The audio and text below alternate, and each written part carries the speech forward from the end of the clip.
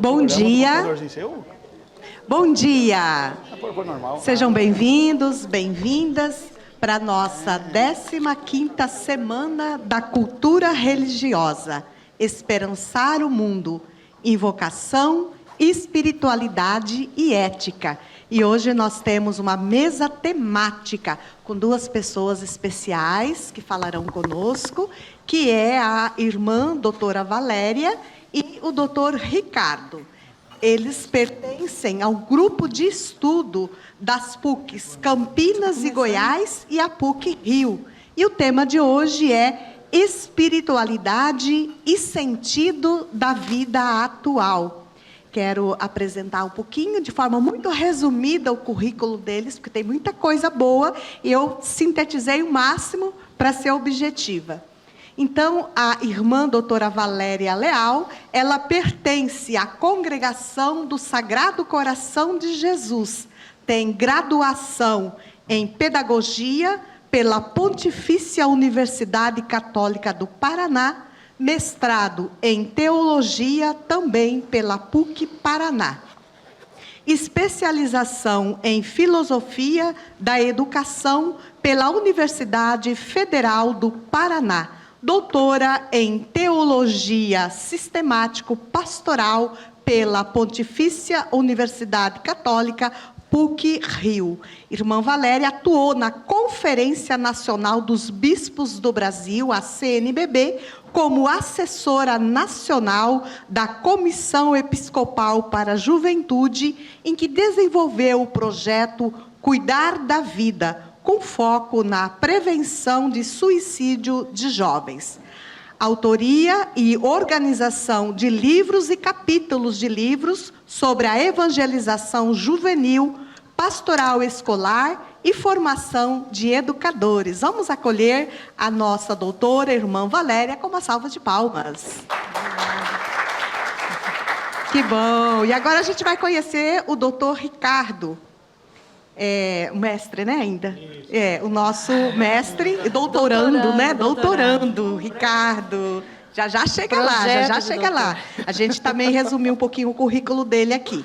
Ele é mestre em Ciências da Religião pela Pontifícia Universidade Católica de Campinas, especialista em bioética pela Universidade Católica Portuguesa, Portugal, especialista em formação de presbíteros e religiosos pelo Instituto São Tomás de Aquino, bacharel em Teologia no Pontifício Ateneu Santo Anselmo, em Roma, Instituto Teológico de São Paulo e bacharel em Filosofia pela Pontifícia Universidade Católica de Campinas.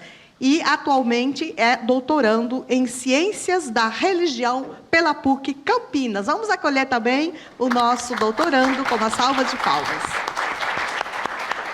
Então, o tema é muito interessante, espiritualidade e sentido da vida atual, né? Acho que para nós aí que somos da disciplina da cultura religiosa, é um tema que vai nos ajudar bastante em nossas reflexões.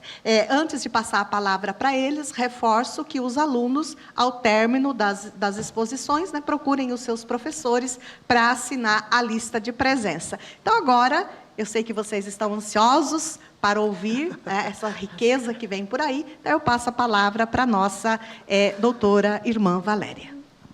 É você primeiro, tá certo. Obrigada. Esse aqui funciona? Como é que é? Ok. Deixa eu ficar com esse aqui por enquanto. Vamos ver se eu consigo ficar quieta aqui na cadeira. Bom dia.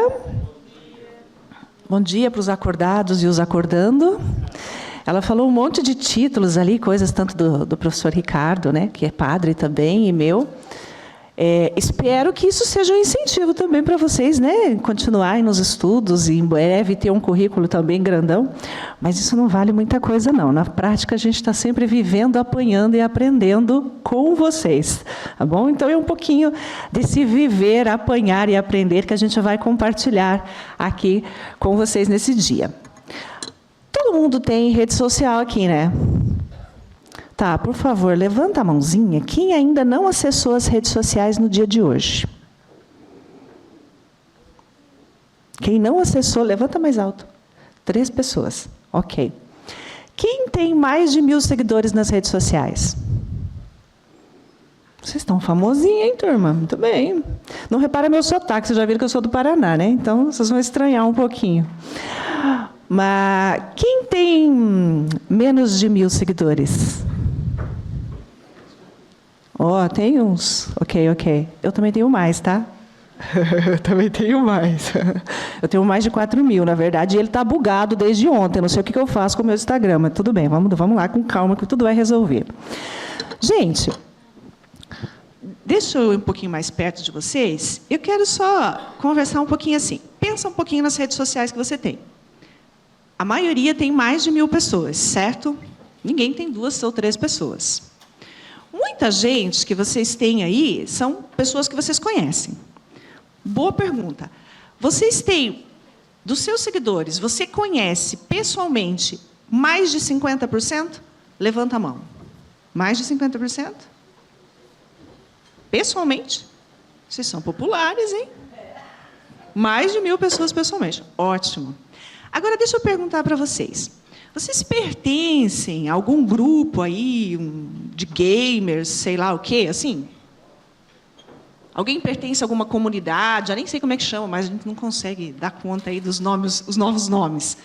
Comunidade, grupo, alguma coisa assim? Quem faz parte de algum desses grupos, alguma coisa? Tá. Mas vocês sabem que vocês automaticamente estão agrupados por grupos de interesse pelos próprios logaritmos, né, das redes sociais. Ok? Aí eu vou perguntar para vocês. Quanto por cento vocês se sentem realmente conectados a essas pessoas? Não só conectados no virtual, mas conectados do ponto de vista das relações pessoais. Quem acha que se sente conectado pessoalmente com esses seguidores? Mais de 50%. Assim, numa escala de 0 a 10, quanto estou conectado com as pessoas? Emocionalmente, afetivamente, né? Na relação de amizade, de companheirismo e tal. Numa escala de 0 a 10, quem mais que 5?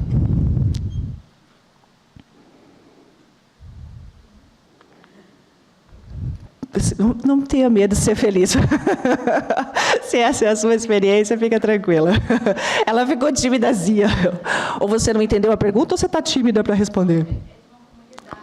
Não. Você tem esse grupo de pessoas... Tá, você tem mais de 1.000 seguidores. Ok, tudo bem.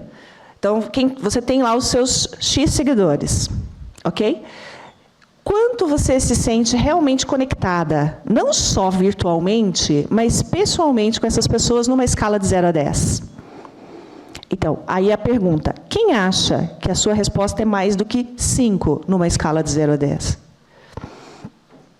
É só você mesmo que vai levantar a mão. Tem saída. Esse é o tema da minha palestra, que é, da minha reflexão aqui, né, que é o pertencimento. Só que a gente vai falar de pertencimento e espiritualidade. Então, uma coisa é a gente estar conectado com 1 milhão de pessoas, né, entre aspas, né, com muitas pessoas. E outra coisa é a gente realmente se sentir parte da história dessa pessoa, se sentir parte da vida dessa pessoa e sentir que essa pessoa também faz parte, ou essas pessoas fazem parte da minha vida e me ajudam a me construir como pessoa. Então, é um pouquinho disso que eu quero refletir com vocês. E desse sentir parte, como que isso tem a ver com espiritualidade, com religião, né? Como é que isso vai funcionar? Deixa eu ver se isso aqui vai funcionar também. Ok. Socorro, Deus. Ok. Então, a gente tem esse ponto de partida, né? A gente está super conectado. Muitos aqui levantaram a mão que tem mais de 1.000 seguidores, mas, porém, contudo, no entanto, a gente observa que na sociedade em si, apesar das inúmeras facilidades de conexão, a gente se sente cada vez mais sozinho, a gente se sente cada vez mais isolado. As pessoas, em geral, né, e tem dados de pesquisa para isso, né, que os jovens se sentem cada vez mais isolados dentro desse contexto. Apesar de que a tecnologia ajudaria a gente a estar mais conectado, né? Pelo menos o que se vende é isso, né? Que isso vai nos ajudar a estarmos mais conectados. E, na verdade, não é o que acontece, né? Então, a gente tem... Opa, não mudou lá. Acho que está... Não, é que aqui... ok. Deixa eu ver aqui. Ok, obrigada. O que a gente tem, então, né? A gente tem pessoas que se conectam virtualmente, mas que não se sentem pertença. Aí a gente vai descobrir, afinal, o que é se sentir pertença, né? Porque esse é o desafio. O desafio de criar vínculos que sejam realmente significativos e que nos ajude a moldar o nosso jeito de ser, de pensar, a nossa personalidade. Eu não comecei a marcar o tempo, me dá um toquezinho aí, por favor. Então, é muito importante a gente pensar um pouquinho, afinal, será que eu pertenço a alguém, a algum lugar, a um grupo? Ao que eu pertenço? Ou eu estou solto no mundo, sozinho no mundo? Então, é bacana a gente fazer essa provocação. Então, o que a gente vai com essa palestra? Né? Tentar entender um pouquinho, né? Deixa eu colocar meu óculosinho aqui, que eu já estou passando da idade. Compreender, então, esse pertencimento, como ele é uma necessidade humana também do ponto de vista psicológico, do ponto de vista antropológico, do ponto de vista humano. E tentar entender um pouquinho como que as comunidades religiosas elas conseguem ajudar nesse processo de pertencimento e também e de valorização da vida. Porque quem pertence a algum lugar tem mais facilidade em entender-se também nesse universo, né? Afinal, para que eu estou aqui? O que eu estou fazendo aqui? Será que eu vou fazer a diferença? Será que se eu morresse amanhã, alguém ia sentir falta? Quem que ia sentir falta? Ia fazer diferença aqui na PUC, lá no bairro onde você mora, na comunidade, na igreja que você frequenta, sei lá, no teu grupo de amigos? O que isso ia significar para quem fica? O que você deixaria? Então, é um pouquinho da gente refletir isso. Calma que agora eu estou com muita coisa para administrar aqui. Então, a gente tem, assim, do ponto de vista da psicologia, nós temos um artigo muito interessante, que depois, se alguém tem estudantes de psicologia aqui, na outra tinha, né? Quem é estudante de psicologia talvez possa se interessar. É um artigo da década de 90 ainda, mas lá naquele período ele foi um artigo bem inaugural nessa área. Tá? Por quê? Esses autores, Balminster e Larry, o que eles vão trabalhar? Eles vão dizer, pertencer não é só uma opção. E não é só, a gente não faz amigos só porque a gente gosta, a gente não é família só porque a gente gosta. A gente tem uma necessidade humana. O pessoal da sociologia, da antropologia, trabalha isso de outra forma, mas também confirma isso, que nós somos seres sociais. Nós não fomos feitos para viver numa cabana lá no deserto, isolados, né? A gente morre de fome, né? Pelo menos energia elétrica a gente precisa, e é um terceiro que fornece isso para a gente, né? Então, a gente não é feito para viver sozinho. A gente é feito para pertencer a alguma coisa. E aí eles vão dizer assim, se você não se sentir pertença, como é uma necessidade sua, tipo comer, dormir, se você não come, não dorme, você tem problemas, saúde, graves, inclusive psicológicos, né? O sono é essencial para o seu equilíbrio psicológico. E, no caso dessa necessidade de pertencimento, também vai ter efeitos na sua saúde mental e na sua saúde física. Vai refletir também na sua saúde física. Então, é muito importante a reflexão que esses dois psicólogos fazem, dizendo que o pertencimento é uma necessidade que não pode ser deixada de lado. A gente precisa nutrir. Eu acho que eu vou ficar aqui de pé mesmo, porque eu estou... Que daí eu me localizo melhor aqui com vocês. Então, se a gente não se sente pertença, o que vai acontecer? O sentimento de solidão vai gerar um sofrimento. Eu não sei se vocês estavam aqui ontem, na palestra da professora Lisa, mas ela falou de solidão e solitude num sentido mais positivo. Porque tem hora que a gente precisa também aprender a ficar sozinha. A gente não pode também depender sempre do incentivo dos outros, a gente não pode passar a vida inteira dependendo que alguém nos empurre para frente, né? Porém, o pertencimento que a gente está falando, né, o não estar sozinho, ele vai mais na linha do ser amado. E é isso que a gente vai entender um pouquinho. O que é, então, esse pertencer? É saber que faz diferença. Você faz diferença. Então, quando eu pergunto assim, se você morrer amanhã, hoje é quinta-feira, né? Se você morrer amanhã, sexta, no sábado, aliás, no domingo, depois que você for enterrado, que diferença vai ter feito? Alguém vai se importar com isso?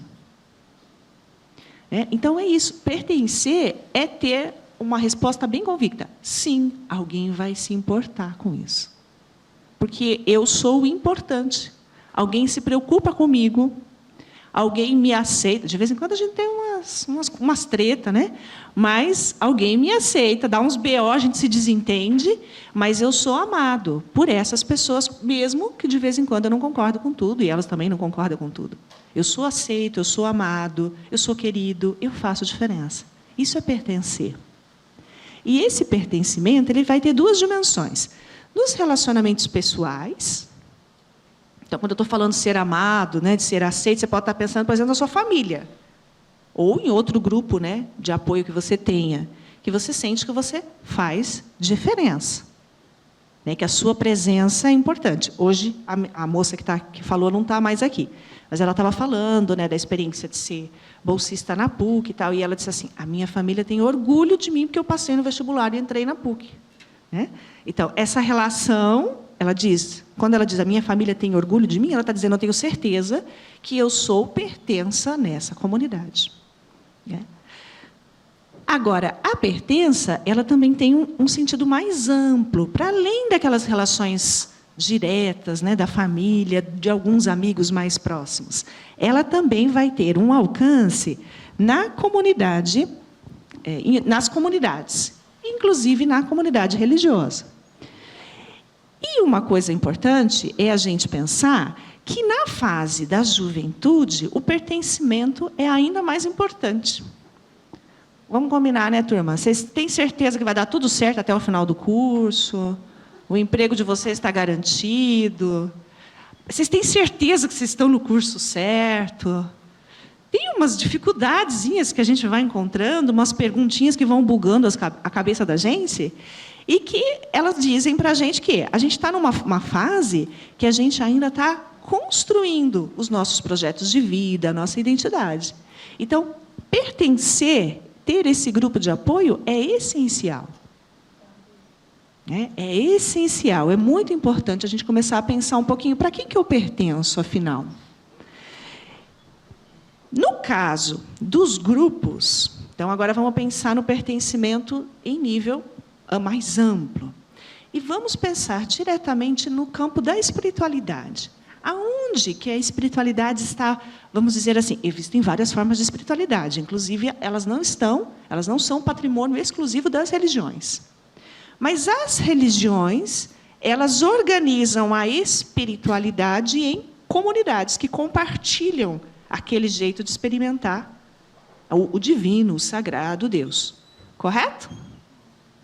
Então, o que acontece? Nesse caso, além de se sentir aceito, eu tenho que aceitar aquele conjunto de valores e de símbolos, de ritos, de crenças, de dogmas. Isso acontece também lá, na própria torcida do Flamengo, né? Você tem que concordar que o Flamengo é o timão, né? Então, é aí que está a controvérsia. Ai, meu Deus, não quero criar confusão. Mas você tem que aceitar, você tem que ter convicção de que aquele time é o melhor. De que né? Você entra lá no diretório acadêmico porque você sabe que aquela ideia vale a pena. Eu gastar meu tempo com ela. né? Eu entro num partido político, não sei se tem alguém filiado ao partido político aqui, porque eu acredito que aquela ideia que seja assim, né? E não para ganhar dinheiro em cima disso, por favor, né? Mas porque eu acredito que a proposta daquele partido político, daquele grupo, daquela ONG, aquela causa social, vale a pena, vale gastar o meu tempo. Então, eu vou passando a pertencer, né? Então, eu tenho uma partilha de crenças, de valores, que ela é consciente e é corresponsável. Então, eu me envolvo com aquilo. Eu me envolvo. Por exemplo, tem causas sociais que os grandes empresários doam dinheiro e fazem bonito na mídia. Mas será que eles são capazes de ir lá e sujar a mão naquele espaço onde ele doou dinheiro? Então, tem uma diferença no pertencer.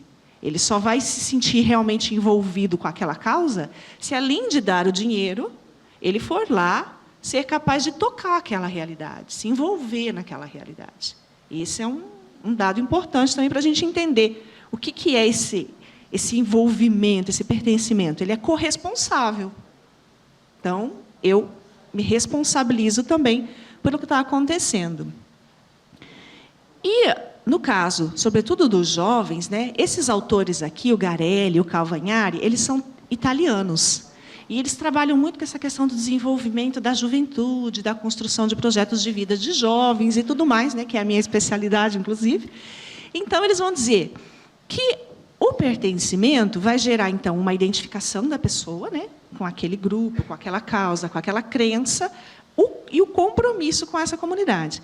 E isso vai fazer também você se sentir útil, você se sentir importante.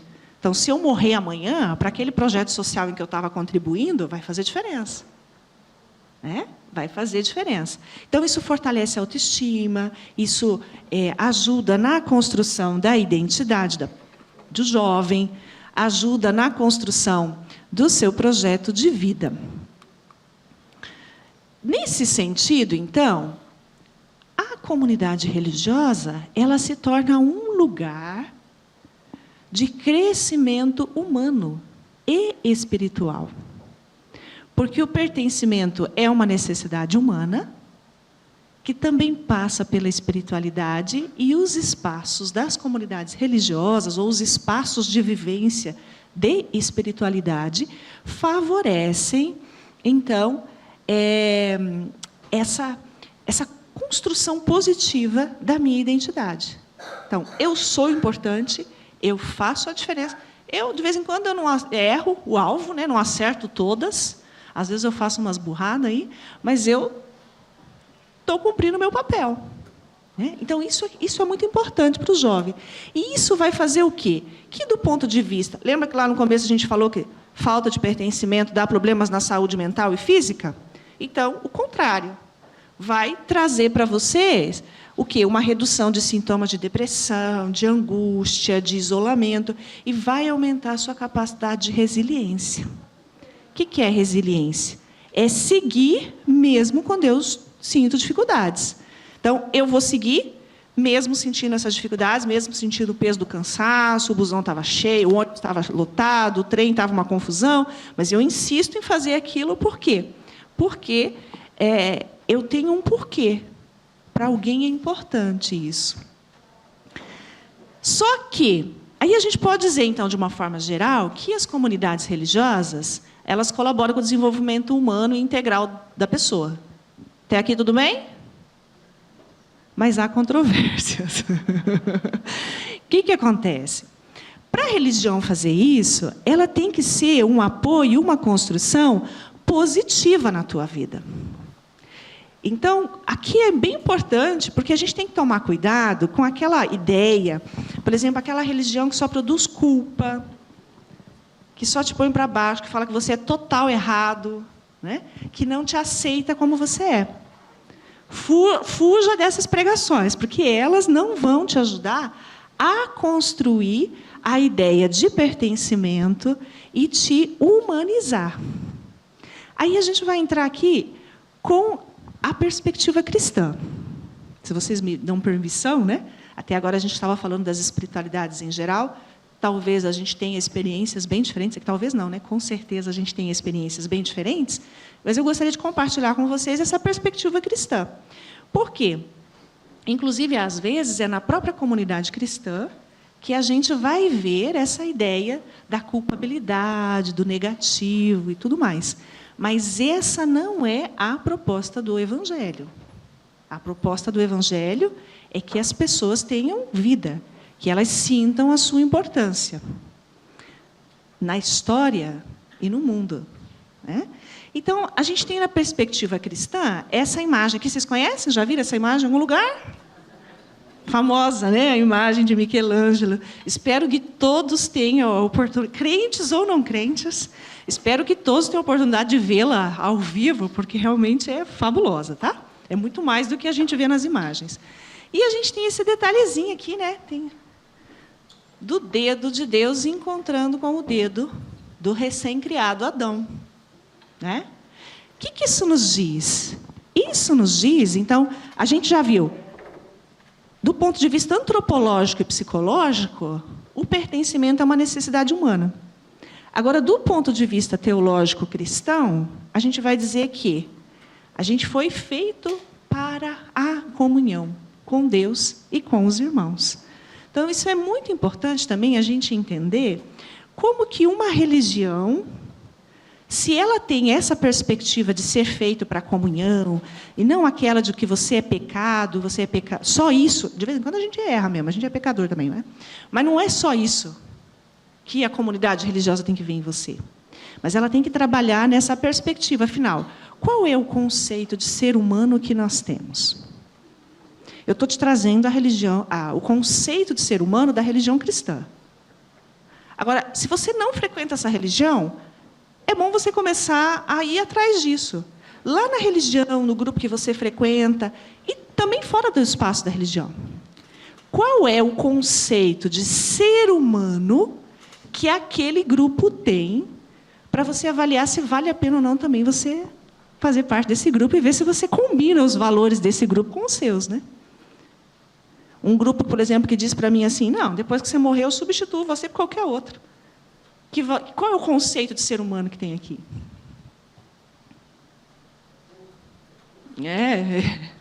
É uma peça da engrenagem que a gente substitui, é um objeto.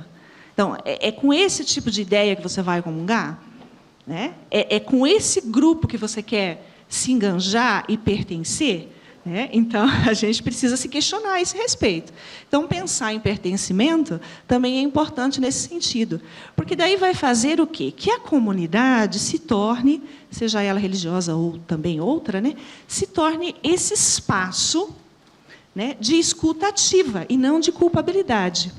Se torne um espaço de colaboração também para a proteção da pessoa.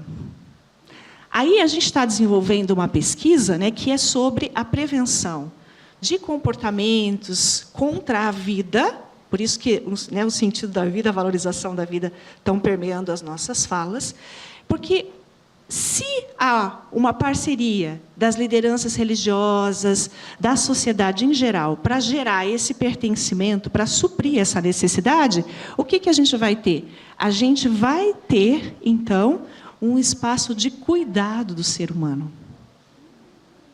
Um espaço que promova o desenvolvimento integral do ser humano. E a universidade também é um lugar para isso. A reflexão da professora Elaine, no começo da manhã, não sei se todos estavam, acho que não, mas ela nos falava justamente de uma ação de cuidado, que partia, inclusive foi citada várias vezes a palavra pertencimento na fala dela. Né? Então, você sente que você pertence à universidade? O que isso significa? Como que isso te compromete? Né? Isso é bem importante a gente pensar. Como que a gente faz essa comunidade ser um espaço, então, de cuidado?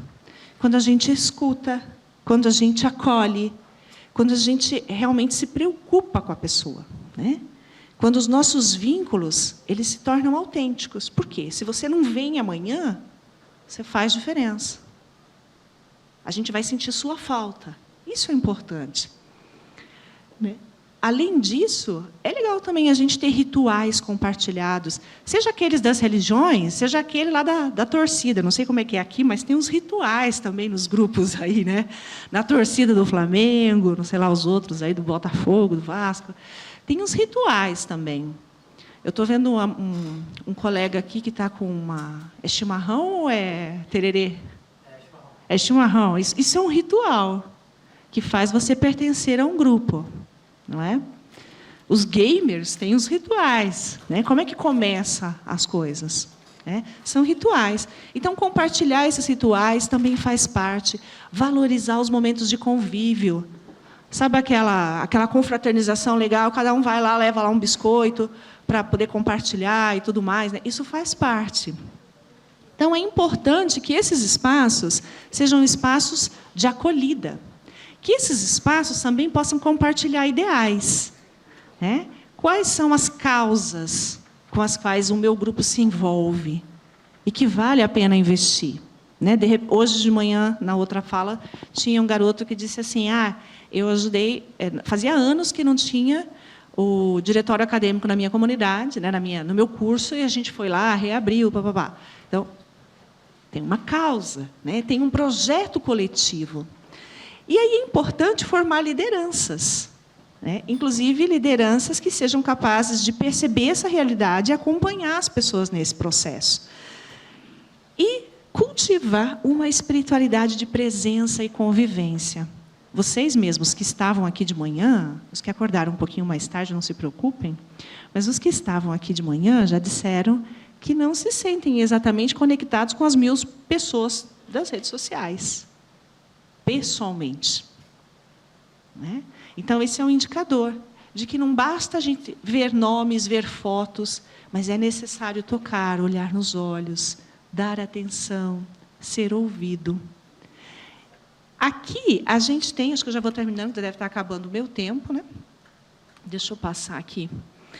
Nesse sentido, a gente tem um convite para superar uma cultura de indiferença e de isolamento. Sabem que eu não estive na Suíça, mas uma pessoa que esteve na Suíça, ela me contou o seguinte: as pessoas, elas têm um conceito assim: para ser um bom cidadão, eu tenho que pagar meus impostos. Quando eu pago meus impostos, o governo oferece serviços públicos, certo? Atendimento de saúde é um serviço público. E quem é responsável disso é aquele que recebeu meus impostos, os governos, ok? Então, eu estou viajando no trem com o meu amigo aqui, mas eu não conheço ele não é meu amigo, na verdade, ele é um estranho para mim. E ele desmaia. E eu não me mexo no trem. Por quê? Quem é responsável de cuidar da saúde dele é o governo, o Estado, porque eu paguei meu imposto. O que é isso? Uma cultura de indiferença. Uma cultura de diferença. Então, pertencer, ao mesmo tempo em que a gente promove o nosso autocuidado, a nossa saúde mental, o nosso desenvolvimento integral, seja ele numa religião ou não, que a gente tem a religião como exemplo, mas ela não é a única possibilidade, mas as espiritualidades, em geral, nos ajudam nisso. Pertencer é também, além de fazer esse bem para si mesmo, é resistir, é superar essa lógica da indiferença. E o Papa Francisco, que acho que todo mundo, né, mesmo não os católicos, já o ouviram em algum momento, dizia: a indiferença mata. Não é só o que eu faço para o outro que o fere, mas é o que eu poderia fazer e deixo de fazer também o fere. A indiferença é cruel. Então, fica aí, né? Dizer um nós em tempos de desafio. Um desafio mesmo, para que, em tempos de isolamento, aliás, né? Então, fica esse desafio para que nós sejamos criadores e guardiões de espaços de pertencimento.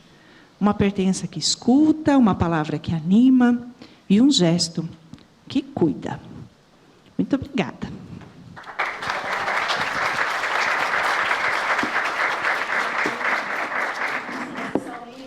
Agora nós teremos aí a palavra com o nosso padre Ricardo.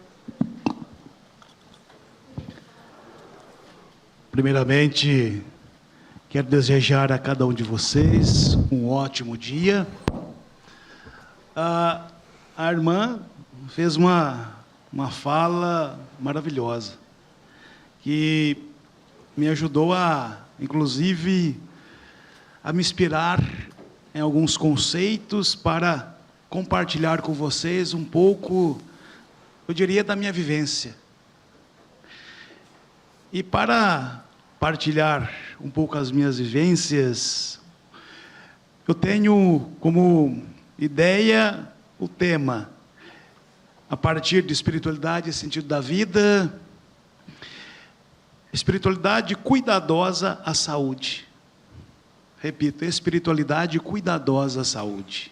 A vida que se manifesta na potencialidade do ser humano. A irmã, ela falou sobre o indiferentismo, sobre as diferenças culturais.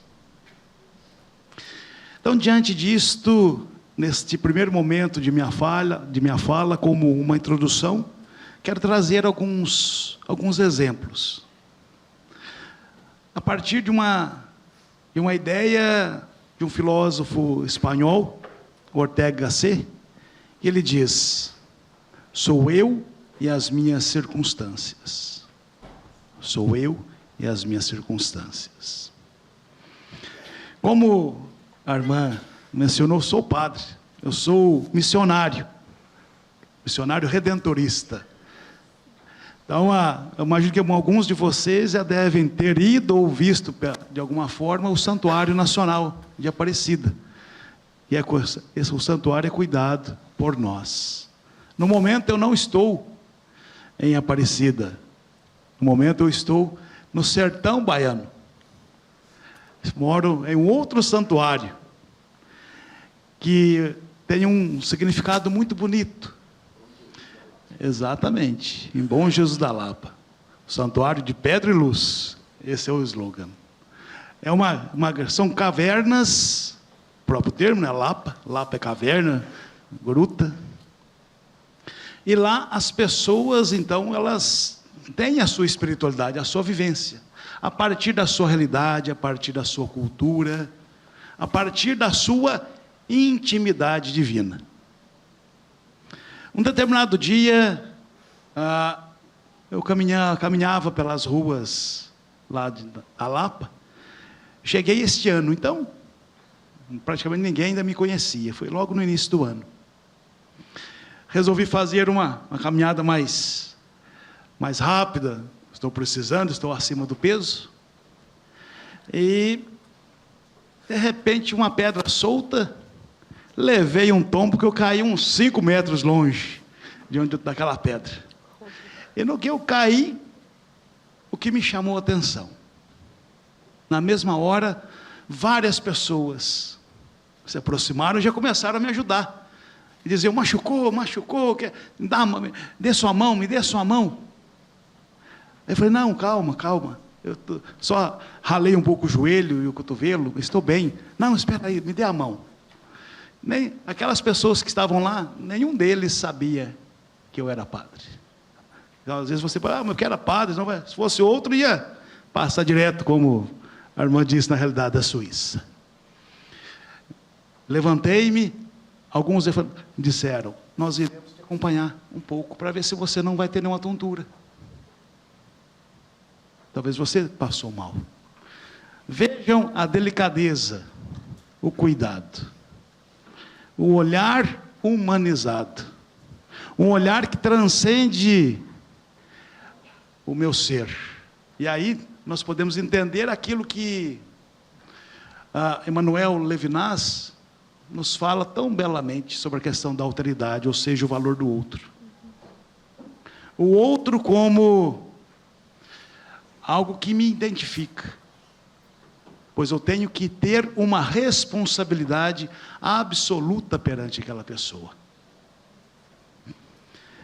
Do outro lado, um outro exemplo, nessas minhas andanças, eu fui estudar uma época na Holanda. eu morei no sul da Holanda, na província de Limburgo. Não sei se alguém já esteve naquela região. Eu morava exatamente na tríplice fronteira entre Holanda, Bélgica e Alemanha. Estudava na capital daquela província, Maastricht. Como informação para a cultura de vocês, Maastricht foi onde teve as reuniões, onde foi assinado o Tratado da União Europeia. Uma cidade que vale a pena conhecer.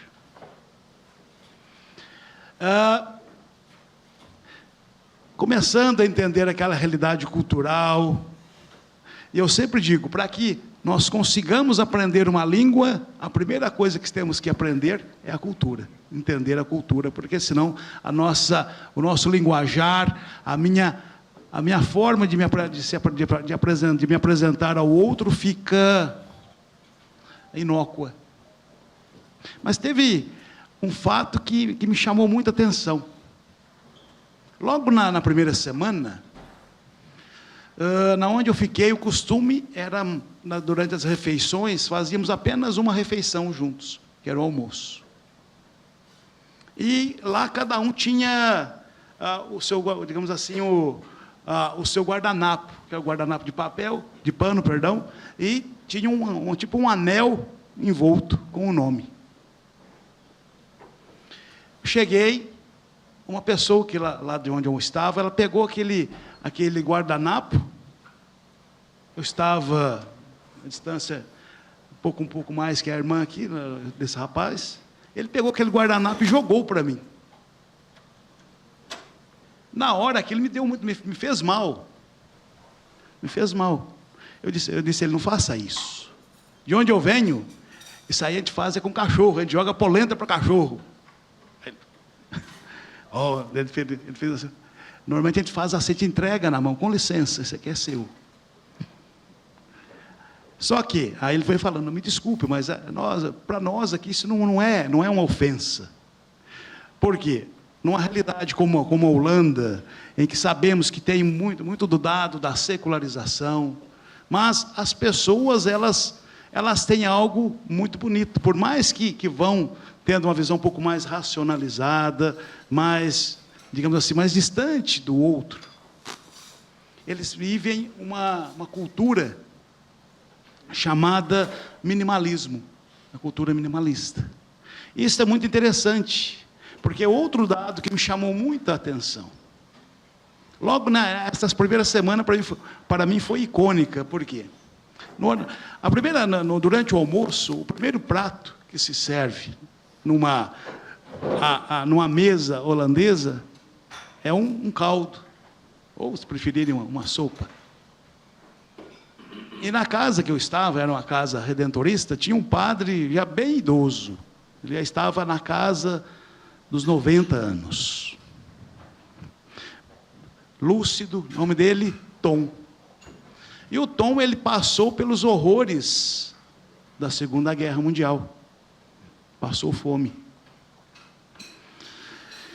E quando eu tomei a sopa, aquele caldo, eu me lembro que ficou, eu diria que não dava mais que 2 colheres no prato.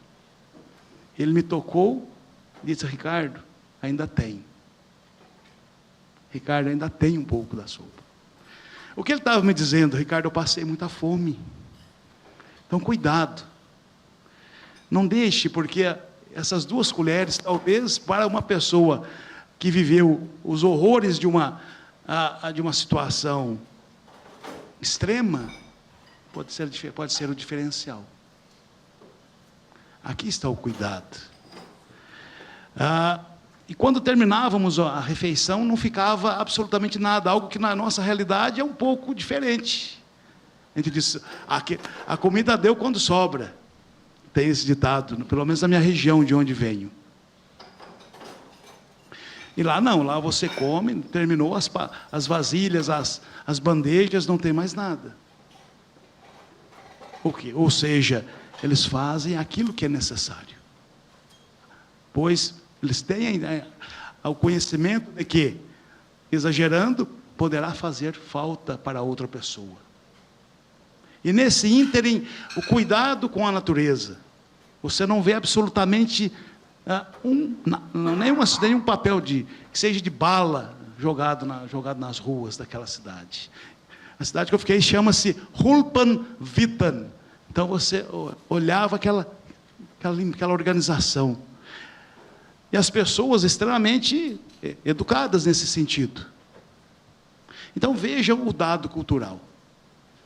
Como a cultura ela vai nos tocando para que consigamos perceber exatamente quem somos. Perceber quais são os valores que trazemos. A irmã ela trouxe na sua reflexão algo que me inquietou, que é uma das questões que eu trabalho aqui no meu artigo que estou apresentando a vocês. A questão da estabilidade e da instabilidade.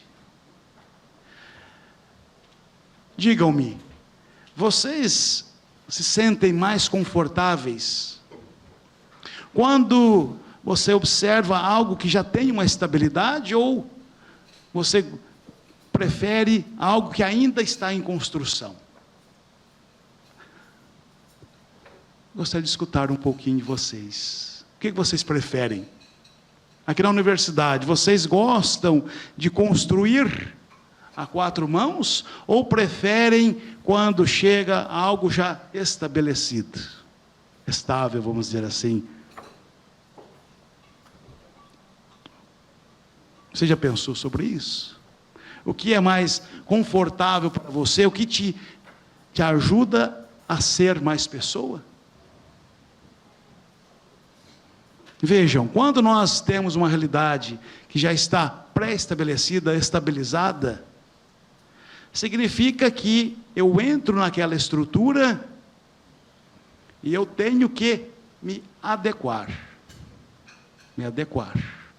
Por exemplo, a PUC-Rio, ela tem a sua estrutura, e diante dessa estrutura tem elementos que são inegociáveis.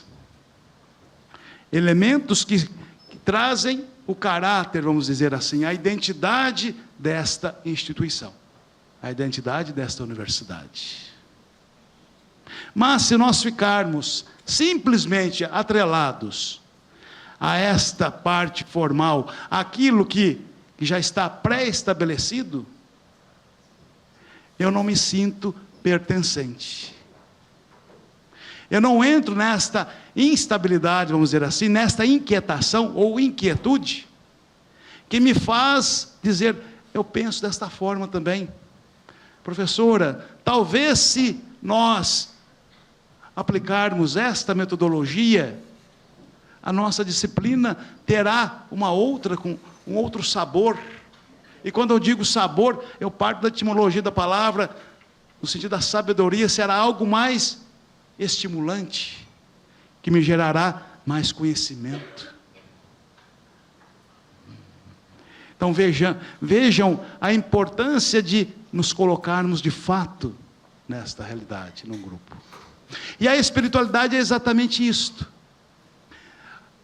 Diferentemente, por exemplo, da religião, quando nós pensamos, a religião já é algo mais enrijecido, porque ela tem a sua tradição, ela tem a sua doutrina, os seus dogmas. Eu não estou dizendo que isso é ruim ou não estou fazendo um julgamento moral. Estou dizendo aquilo que tais realidades nos apresentam.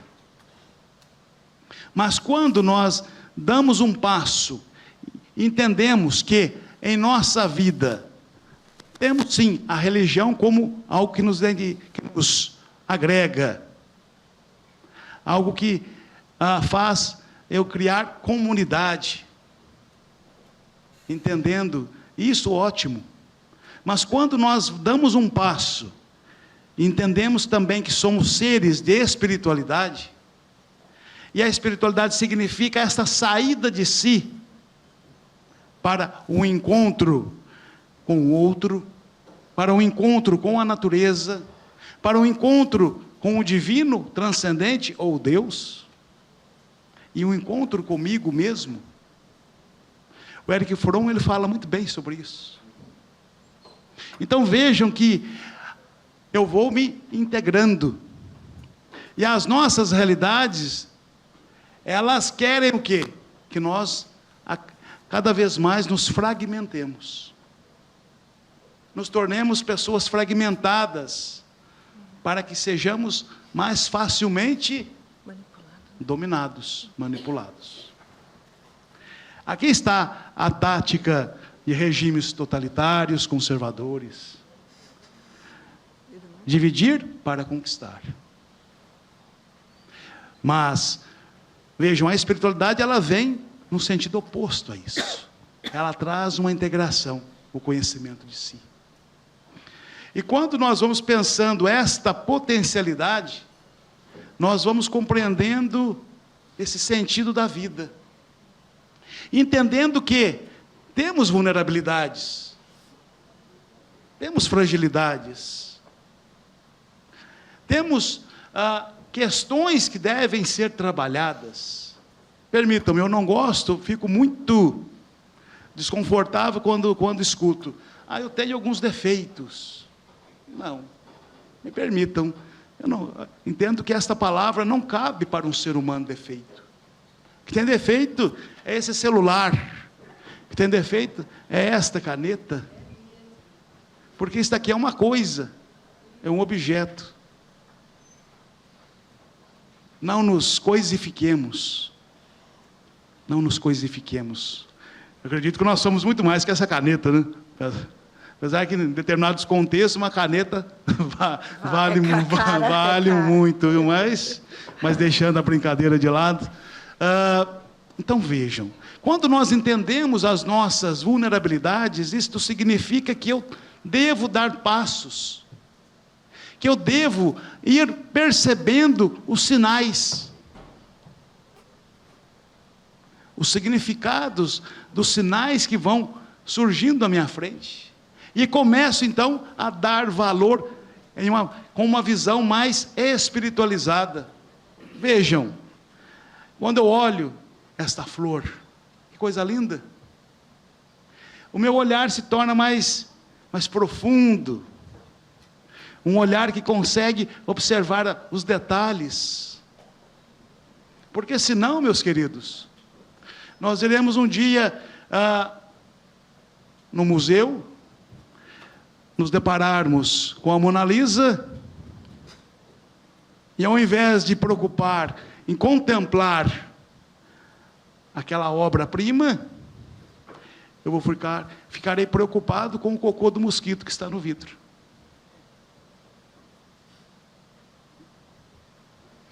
Vejam, deixamos o essencial para ficarmos presos ao periférico.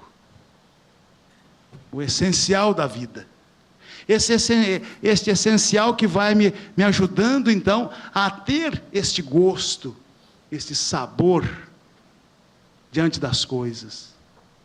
O sabor de estar aqui com vocês, o sabor de apreciar o chimarrão, o sabor de ver os jovens que se colocam em reflexão. Um dos motivos que preferi em não colocar a minha apresentação, com todo respeito, em a questão metodológica da irmã, foi para resgatar um pouco essa capacidade do olho no olho, de escutar. A irmã falava da escutativa. Algo que fala assim, mas hoje a juventude não consegue mais concentrar, ela está apegada a certas plataformas do TikTok, que foi 3 minutos, não quer, já quer outra coisa, no máximo. Não. Eu acredito em vocês que têm a capacidade reflexiva. Eu acredito em vocês que têm sonhos, que têm projetos, que têm esperança, como nos dizia e continua a nos dizer, porque está em nosso coração, Papa Francisco. É esse esperançar que Paulo Freire tanto falou, esperançar, que não podemos esquecer nunca. Um esperançar que nos leva a uma cultura, a uma postura da amorosidade.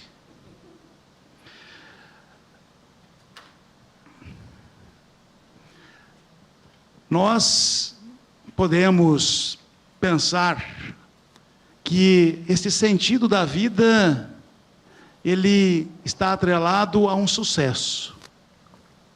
ao sucesso profissional,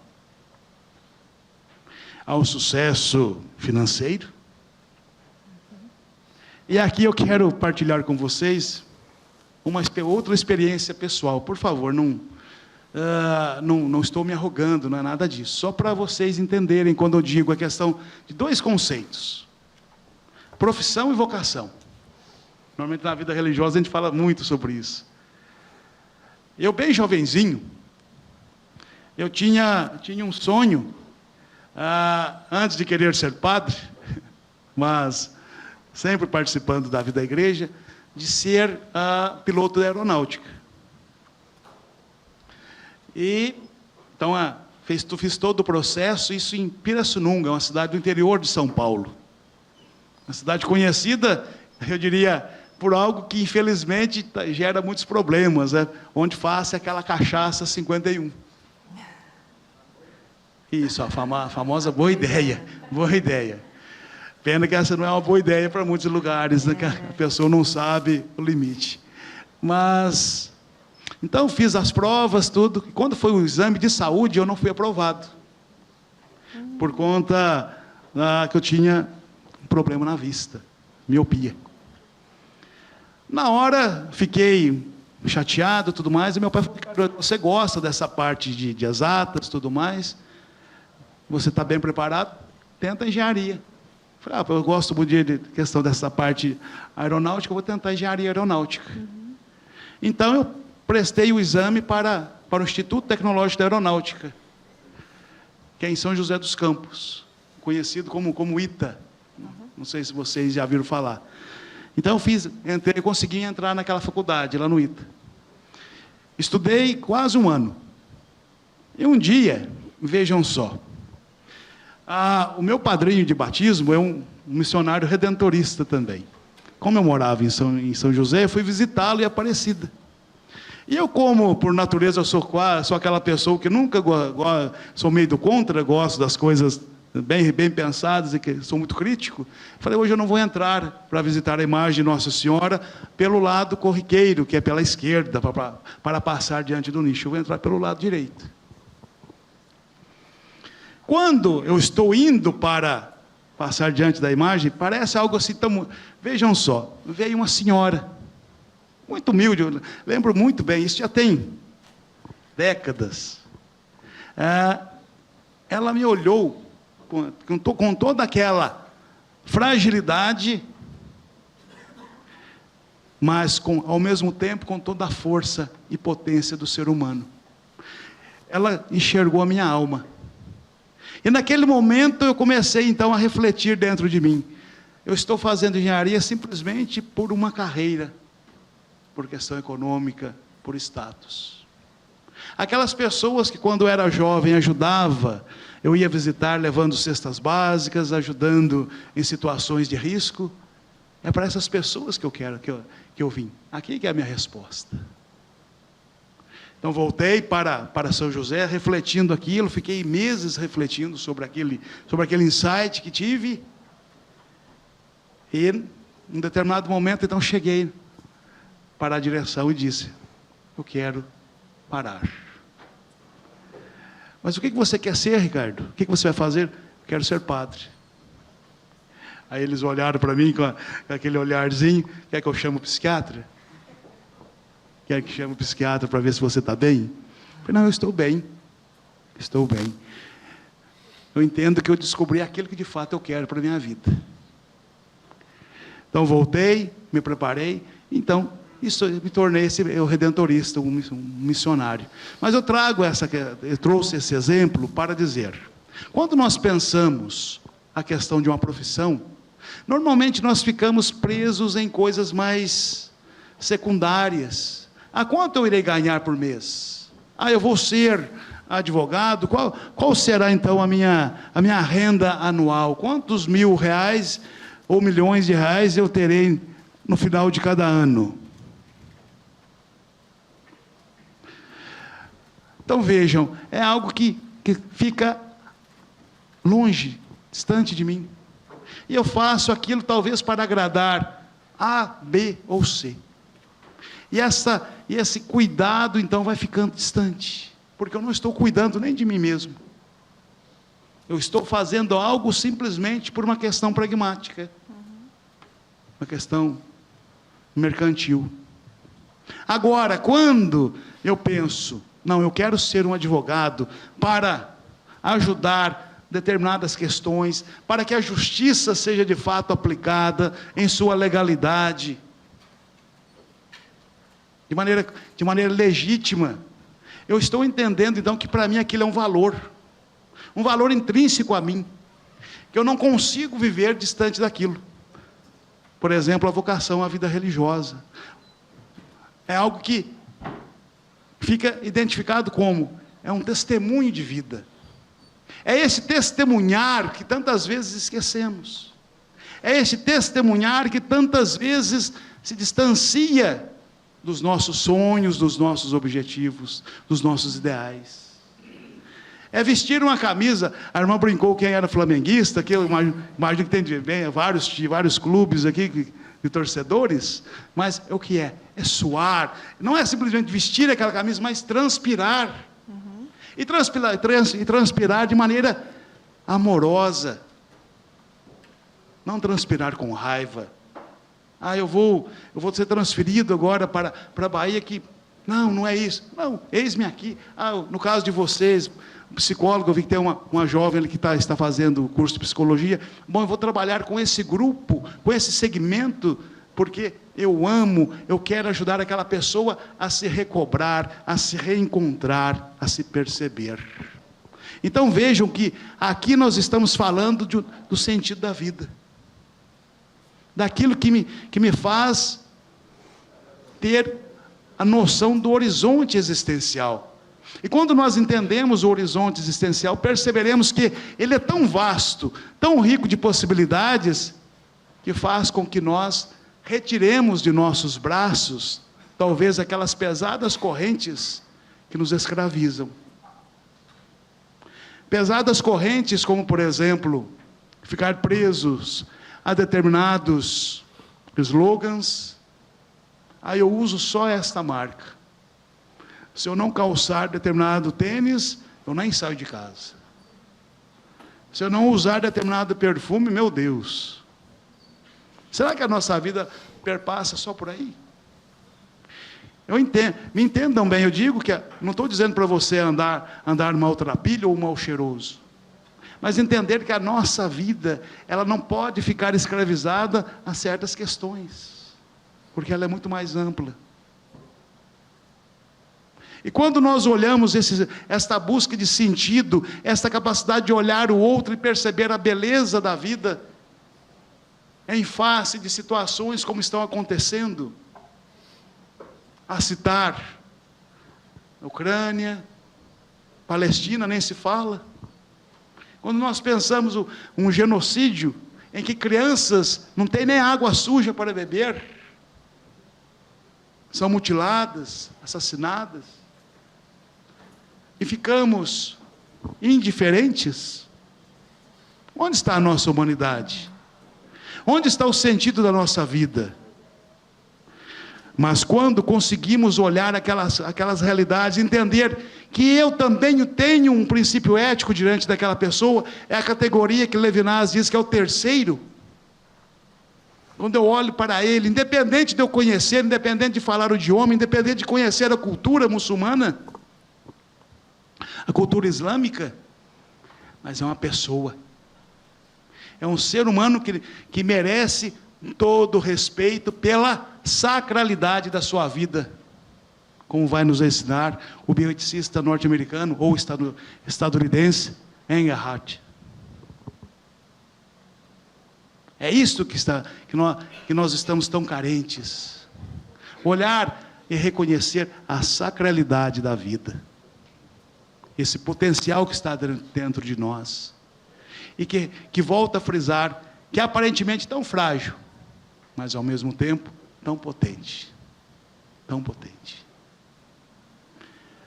Eu confio, e a cada dia tenho uma esperança muito grande quando vejo vocês nos alegram, e aqui eu finalizo trazendo uma passagem da vida, para mim, um dos ícones da esperança, Dom Helder Câmara. Dom Helder Câmara, em um determinado momento de sua vida, ele estava dando uma entrevista, e os jornalistas: Dom Helder, o que o senhor fala da fome, o que o senhor fala das guerras, o que o senhor fala da miséria, de tantas e tantas barbaridades que estão acontecendo? Dom Helder, antes de tentar responder aquelas situações, ele disse: mas veja, minha filha, quantos jovens estão aí fazendo bem? Quantos jovens estão se preparando e já estão ajudando estas pessoas? É esse o olhar da esperança que nós temos que ter. Vivemos, sim, tristemente, o genocídio na faixa de Gaza, essa guerra interminável na Ucrânia, e mais dezenas de outras que são menos faladas. Mas nós temos a esperança, porque ao olhar nos seus olhos, eu vejo um desejo de dizer sim à vida, um desejo de dizer sim à vida, repito, como nos ensina Hans Jonas. É esse dizer sim à vida que nos dá o gosto e a coragem de levantar todos os dias bem cedo, vir aqui e aprender e aprender. Muito obrigado.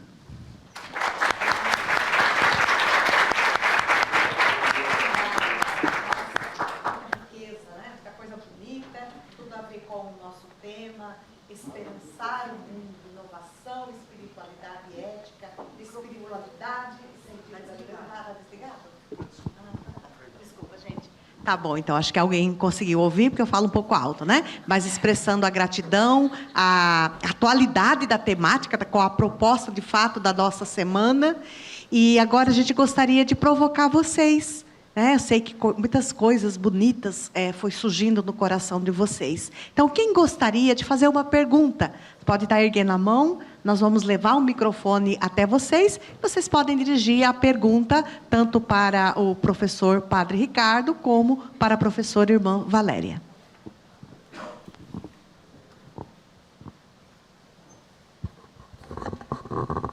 Acho que a gente colocou todo mundo para dormir, hein, padre?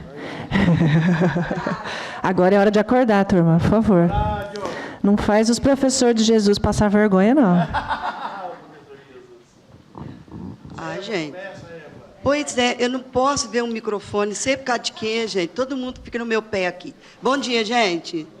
Para quem não sabe, eu sou a professora Evinha, 1,48 m, né? Então, parabéns, muito obrigada.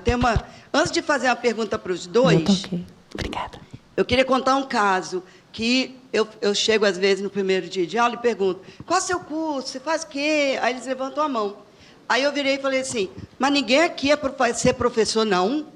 Aí uma menina, não vou dizer o nome, claro, falou assim: ah, não, porque só vira professor quem não dá para nada. Aí eu virei e falei: não, você está enganada. Quem é professor dá para tudo, porque se não tiver professor, não tem nenhuma profissão.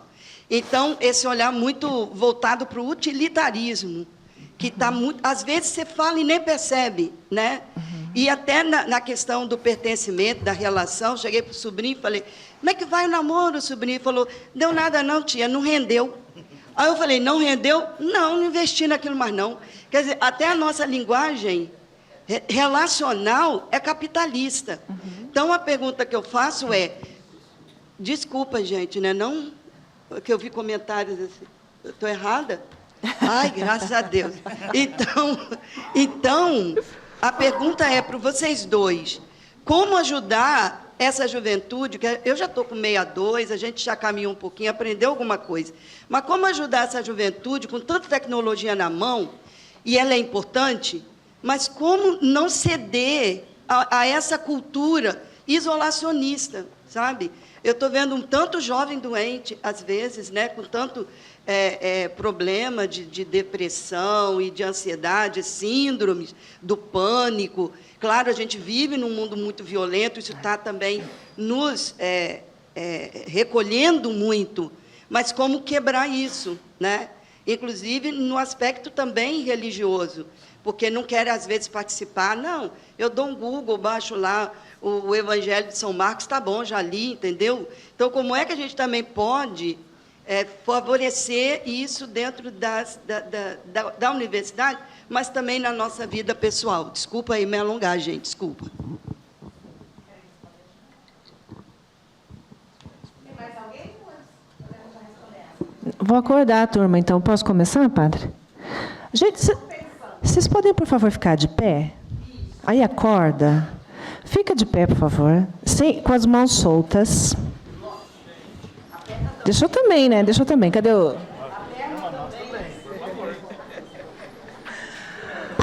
Agora eu vou pedir para você dar 2 passos para a sua direita. A sua direita, não a minha. 2 passos para a sua esquerda. Dá uma chacoalhada nesse corpício aí, vai. Ok.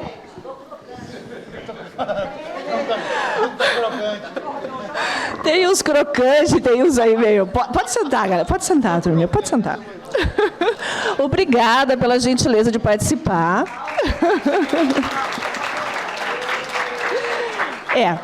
Mas não era só para acordar vocês, não.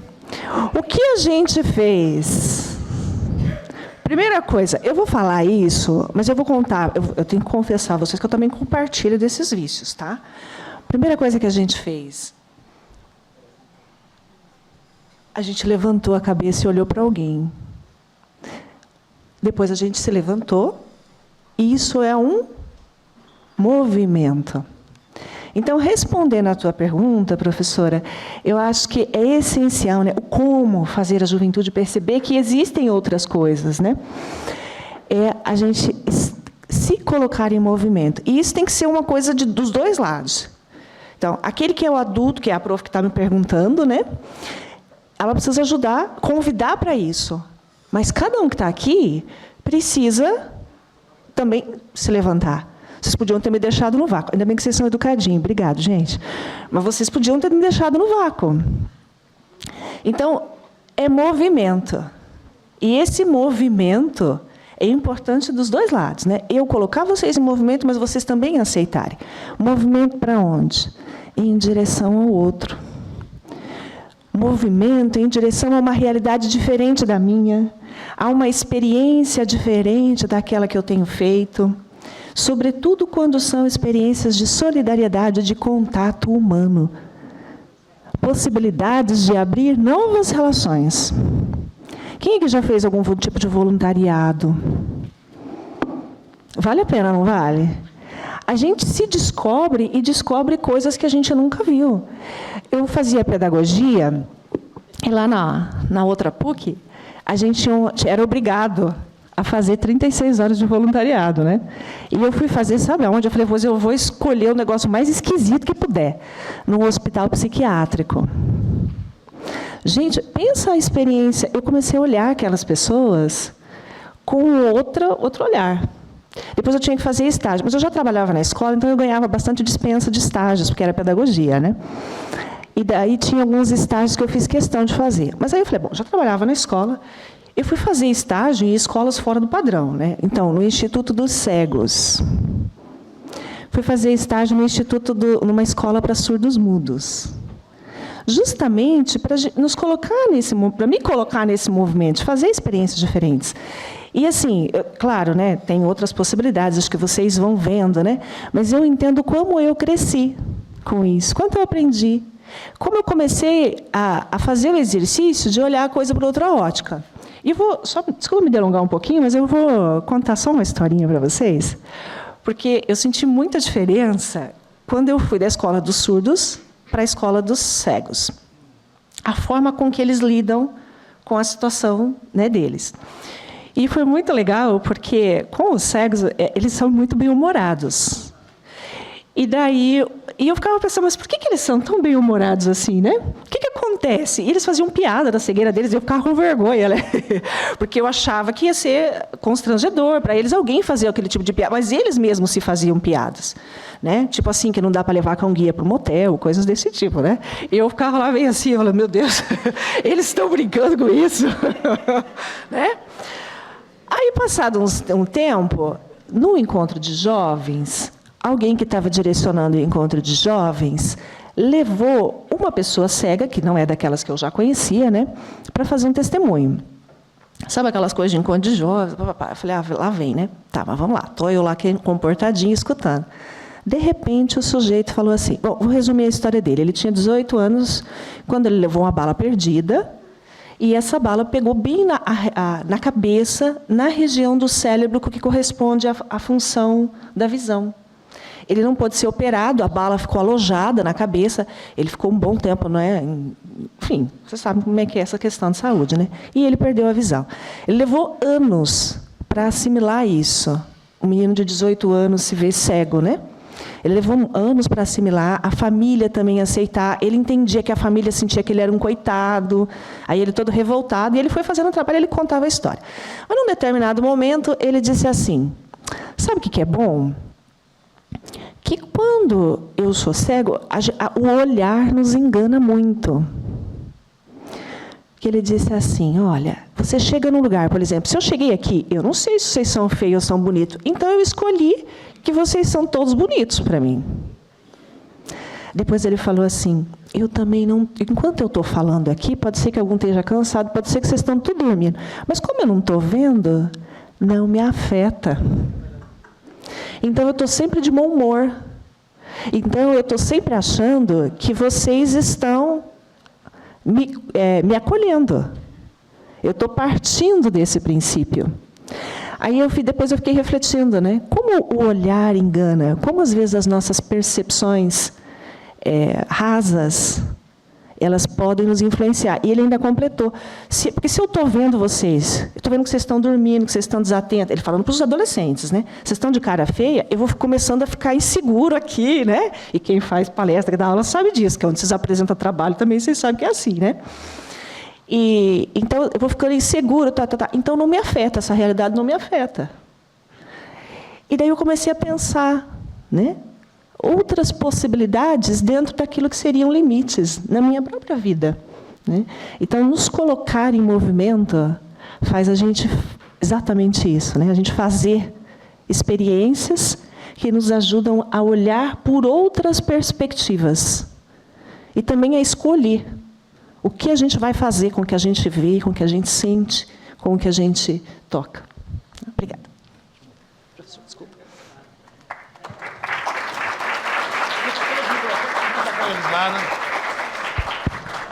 Aqui tá bom. Vinha, que pergunta boa, viu? Esse grupo de Jesus não é fácil, hein?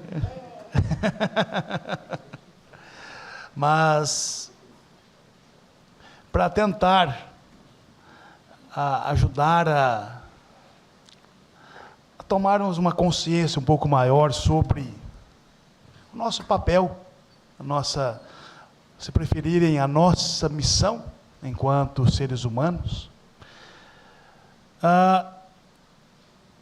Até o final do ano retrasado, eu morava num país bem pequeno, que divide com o Brasil, mas às vezes, quando você pergunta para as pessoas, eles acham que é lá na África, no Suriname. Algum de vocês já pesquisou alguma coisa sobre o Suriname? Quem já viu falar do Suriname, levanta a mão, só para viver. Olha, coisa boa, graças a Deus. É melhor que é. Melhor que outro grupo que eu perguntei uma vez, que uns perguntaram se era na África. Então, ele está entre as Guianas, conforme vocês sabem, né? E uma experiência que é muito bonita lá, é um país muito pequeno. Para vocês terem uma ideia, a população do Suriname, a população do país, hoje deve estar na casa das 600 mil pessoas. O país inteiro. Lá tem, lá eles dizem o termo que eles usam é distrito, mas seriam os municípios. Tem 12 distritos. no país inteiro. Cerca de 80% do país ainda é mata. É mata. Aparentemente, como eu disse, é um país muito frágil, muito pequeno. Mas ele tem uma riqueza, gente, enquanto cultura, enquanto tradições, que aqui no Brasil eu vi só em alguns lugares. O que nos faz ter esse olhar diferente. Lá, a religião mais seguida não é a religião cristã. Ou seja, a religião mais seguida lá é o hinduísmo. O hinduísmo. Então você vê muitos templos hindus, com aquelas imagens grandes de cobras, de leões, de vaca. E é muito interessante a maneira como eles lidam com aquilo. E a maneira como eles nos respeitam. Então, por exemplo, eu ia visitar, lá no meu trabalho missionário, independente se era católico, se era evangélico, se era muçulmano, porque lá também é a segunda religião mais seguida, é o Islã. A terceira, aí vem religiões cristãs. Então, eu ia visitar, por exemplo, uma pessoa muçulmana ou Islã, hindu, eles têm o costume de deixar os sapatos na porta da casa. E não é questão de sujeira, vai sujar a casa. Tem uma questão mística. Para eles, você entrar dentro da casa com um calçado, você está trazendo toda aquela energia negativa, todas aquelas impurezas, não no sentido de micro-organismos, mas aquilo que faz mal para a pessoa. E você está levando para o lugar mais sagrado, que é a casa. Que a casa, para eles, é uma extensão do seu ser. Então eu ia visitá-los, eu chegava eu tirava no que eu ia retirar meu sapato, eles diziam: não, Ricardo, não, padre, você não precisa. Você vive uma outra cultura, tem uma outra religião. Eu falei: não, mas eu estou na sua cultura. Eu estou na sua casa. Então, eu tenho que me colocar de maneira respeitosa aos valores que você traz. Aos valores que você acredita. É o meu papel. E diante disso, outro dado que é muito, para mim, muito, acho que ao meu ver, é o dado, a situação mais transformadora que eu já vi, que eu vi na minha vida. A gente escuta nos meios de comunicação que a guerra entre judeus e muçulmanos, que é milenar, que não sei o quê, que não sei aquilo outro. A gente sabe que no fundo daquilo tudo é um problema geopolítico, não é? De religião não tem nada. Mas, no Suriname, vejam, a avenida principal da capital, Paramaribo, a capital do Suriname, tem a maior mesquita do país. Do lado, literalmente do lado, uma mureta da altura dessa um pouco mais alta que essas cadeiras, podemos dizer assim, a maior sinagoga. Então, ou seja, a mesquita do lado da sinagoga. Isso ainda, mas para o meu espanto e a alegria ao mesmo tempo, eles rezam juntos. Eles rezam juntos. O judeu, eu tenho um ramo da minha família que é judia. Tem algumas orações que eles não podem fazer só, tem que ter mais uma pessoa. Está passando um muçulmano chegando lá na sinagoga, na mesquita, ele vai rezar junto, como com o judeu. Nós tínhamos encontros, e isso era muito gostoso, estávamos um judeu, um muçulmano, um hindu, e eu como católico cristão. E tinha também um evangélico. E era uma realidade muito gostosa, a maneira como eles colocavam, como eles apresentavam. Então vejam, aquilo que você diz, Eva, parte da minha decisão, eu diria da minha ousadia, de romper certos paradigmas, certos preconceitos. E quando eu consigo formar um conceito, aí sim, que a vida, de fato, ela está sendo valorizada naquela forma tão altruísta, tão gentil. A presença do divino está lá, a presença humana está lá. E eu consigo, então, me perceber no outro e ter, inclusive, uma postura de resiliência, de cura. Nada. Muito obrigada.